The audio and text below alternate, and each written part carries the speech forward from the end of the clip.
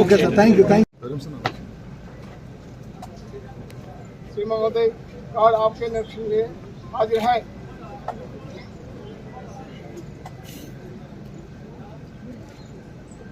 ఉన్నాయి ఇప్పుడు కొన్ని పాత వర్క్స్ ఉన్నాయి, అవి వాటి సమీక్ష చేస్తాం. కొన్ని ఆగిపోయిన పనులు, అదేవిధంగా కొత్తగా శాంక్షన్స్ ఇవ్వాల్సినటువంటి అవి ఉన్నాయి. ఈరోజు అన్ని సమీక్షించుకొని వాటి అన్నిటికి కూడా ఇస్తాం. రోడ్స్ కానీ, అదేవిధంగా వాగులు వంకల మీద కనెక్టివిటీ, తాత్కాలిక ఫుట్వేర్ బ్రిడ్జెస్ కూడా నిర్మించాలని మేము సూచనాప్రాయంగా నిర్ణయించుకోవడం జరిగింది. ఎందుకంటే ప్రతిసారి వాగులు దాటలేక ప్రజలు మరి ఇబ్బంది పడుతున్నారు. గతంలో 40-50 మంది చనిపోయినటువంటి అందవెల్లి లాంటి బ్రిడ్జీలు కూడా ఇప్పటికీ అదే ప్రాబ్లం ఎదుర్కొంటున్నారు. ఇలాంటివన్నీ కూడా కొంత ముందుకు తీసుకెళ్లడం కోసం ప్రయత్నిస్తాం. స్కూళ్ళు ఓపెన్ అవ్వడం జరిగింది. ఈరోజు మరి స్కూళ్ళు ఓపెన్ అయిన మొదటి రోజే రాష్ట్ర వ్యాప్తంగా ఉన్నటువంటి విద్యార్థినులకు దాదాపుగా 15 లక్షల యూనిఫామ్స్ కూడా రాష్ట్ర వ్యాప్తంగా సీఎం రేవంత్ రెడ్డి గారి ఆధ్వర్యంలో మరి మన ప్రభుత్వము చేపట్టడం జరిగింది. ముఖ్యంగా గతంలో చూస్తే కొంతమంది మహిళా గ్రూపులు లేదా ప్రైవేట్ కాంట్రాక్టర్లే ఈ యూనిఫామ్స్ గుర్తించి ఇచ్చేవాళ్ళు, ప్రైవేట్ ఏజెన్సీ వాళ్ళు.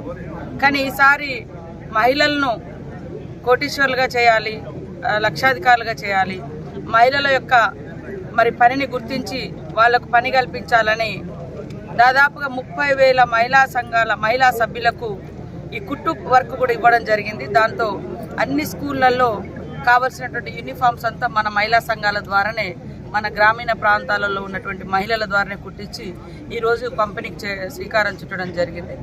నేను ఈ జిల్లా ఇన్ఛార్జ్ మినిస్టర్గా మరి ఈరోజు ఉమ్మడి ఆదిలాబాద్ జిల్లాలోని మరి ఆసిఫాబాద్ కొమరం భీం జిల్లాకు ఈరోజు రావడం జరిగింది.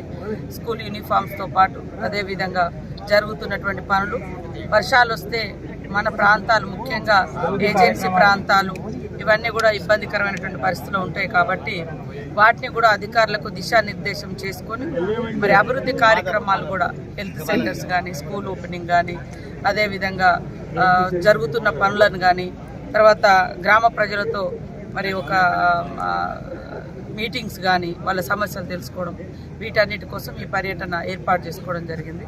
మొన్నటిదాకా దాదాపుగా 3 నెలలు ఎలక్షన్ కోడ్ తోటి చాలా గ్రామాలలో అభివృద్ధి కార్యక్రమాలు కొన్ని ఆగిపోయడం జరిగింది.